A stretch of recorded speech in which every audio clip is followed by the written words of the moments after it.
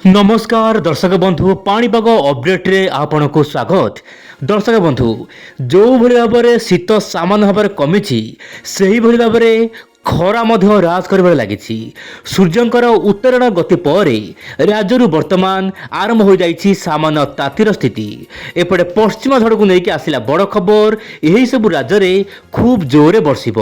तेज ओडिशा पर केमी रह पश्चिम झड़र प्रभाव आसतु आज अपडेट आलोचना करवा। दर्शक बंधु चैनल नुआ थे चैनल को सब्सक्राइब करूँ आ पाणीपाग समस्त टिकनिक खबर देखु ओइंडोडा चैनल में। आप क्यों जिला देखुं आज अपडेट आप वीडियो माध्यम कमेंट माध्यम आपणकर मत प्रकाश करंतु।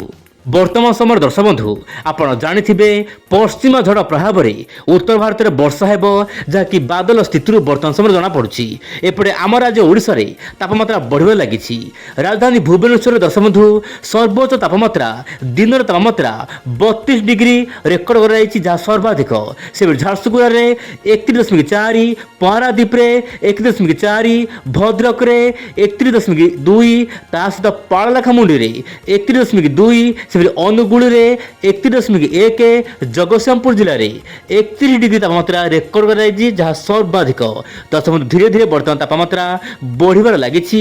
आउ दिन समय दर्शक बंधु तापमात्रा बढ़िबा सहित गरम गुळुगुळी सामान्य भाव में अनुभूत होबार देखा मिलूँ।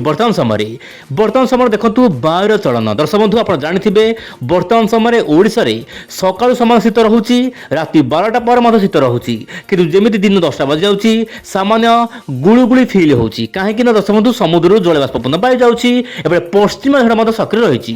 आप मोबाइल स्क्रीन देखि पारथिबे। आप देखंतु बंगोपसागर वायु वर्तमान आप देखंतु आंध्र प्रदेश देई महाराष्ट्र कर्णाटक देई पुणी उत्तर भारत को चली जाउछि, माने मध्य भारत देई उत्तर भारत को जाउछि। यार अर्थ होउछि दर्शक बंधु वर्तमान समय पश्चिम झड़ सक्रिय रहिछि। एपटे मध्य प्रदेश उपर भाग में गोटे गुरुजा बलय सक्रिय रहिछि जहाँ कि बंगोपसागर पूर्वाल वायु को सीधे लोक उत्तर पश्चिम दिगु नउछि जहाँ कि कुहुड़ी मात्रा देखा मिल पारे, किंतु घन कुहुड़ी हबार संभावना कम रही।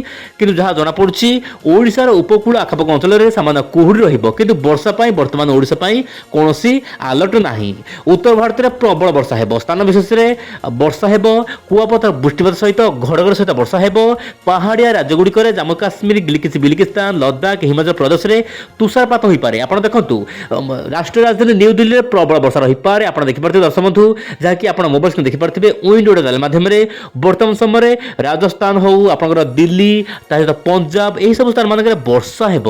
मध्य प्रदेश उत्तर प्रदेश में वर्षा रही पारे। जदि पूर्व भारत आड़ को बादल आसूसी ओडिशा रे वर्षा हेबा पाई पाग अनुकूल हो पारे। प्राय दर्शक बंधु 24 तारिख आड़ को देखिबार कथा वर्षा हेब कि नहीं। एपटे बंगोपसागर में गोटे घूर्णिबलय मन सक्रिय रही वर्तमान समय दुर्बल घूर्णिबलय, किंतु यार प्रभाव में आंध्र प्रदेश तमिलनाडु श्रीलंका आखपाख अंचल में मध्यमरू हल्का प्रबल वर्षा देखा मिल पारे स्थान विशेष में। एपटे मॉडल माने आकलन कर खास करके जीएफएस मॉडल रो आकलन अनुसार वर्तमान पश्चिम झड़ प्रभाव में प्रबल अति प्रबल वर्षा राष्ट्रीय राजधानी न्यू दिल्ली सहित उत्तर पश्चिम जिला गुड़िक खास करके राजस्थान उत्तर प्रदेश जम्मू काश्मीर श्रीनगर यही सब स्थान मानक मध्यम प्रबल वर्षा हेब। आप मोबाइल स्क्रीन देखिपारे दर्शक बंधु ये मध्य कुआपथर वृष्टिपात संभावना रही।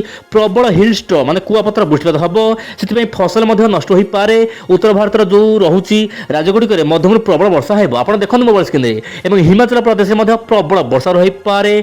वर्षा प्रबल हवा सहित सहित जो रोचे तुषारपात देखा मिल पारे बोली जहाँ मॉडल आकलन कर।